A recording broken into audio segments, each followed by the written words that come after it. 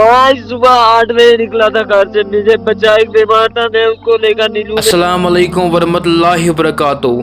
दोस्तों अज़ इस वायरल वीडियो क्लिप दोस्तों ये सही दर्दनाक दोस्तों ये सही दर्दनाक वायरल वीडियो क्लिप दोस्तों क्या दोस्तों आम दर्द दोस्तों ये वीडियो क्लिप दोस्तों तैयो पाने ओशिकिन दोस्तों तो वो सन वीडियो लगातार कंटिन्यू बे फुल वीडियो दोस्तों मगर दोस्तों वीडियो क्लिप खत्म गो लास्ट सब्सक्राइब कर मस्त दोस्तों इसलिए दबाओ सब्सक्राइब बटन बेदाई बेल आइकन दोस्तों।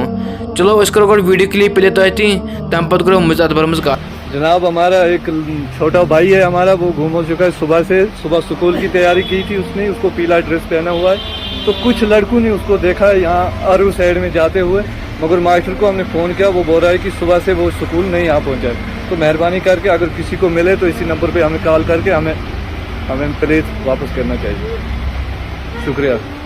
ये है उसका पापा गफूर अहमद। सुबह बेटा निकला है घर से, तो अभी पता नहीं है। इसके पापा का कहना है कि कमीज शलवार उसने पहना था पीले कलर का और बैग लिया है। तो कुछ लड़कों ने उसको अर्रो की तरह जाते हुए देखा था, बट अभी कोई भी इंफॉर्मेशन नहीं है कि वो लड़का है कहाँ।